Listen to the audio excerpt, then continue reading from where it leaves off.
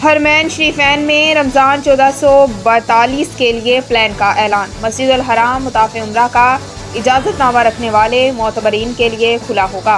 मुताफ में नमाज पढ़ने की इजाज़त नहीं होगी। उम्रा मोतबरीन को खाना काबा छूने की इजाज़त नहीं होगी।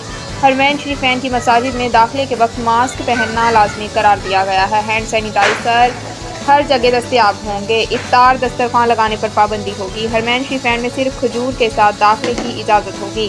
बाकी हर किस्म की खुराक तकसीम करने पर पाबंदी होगी। मक्के में इबादत गुजारों को शाह अब्दुल्ला की तोसी वाले हिस्से, पहली मंजिल और शहर में इबादत करने की इजाज़त होगी। मुताफ आम इबादत गुजारों के लिए बंद रहेगा। हरमैन शरीफैन की दोनों मसाजिद में एतकाफ़ पर पाबंदी होगी। आब जमजम सिर्फ अफरादी तौर पर बोतलों में मुहैया किया जाएगा। 10 रकत तरावी और 3 रकत वितर पढ़ाई जाएंगी।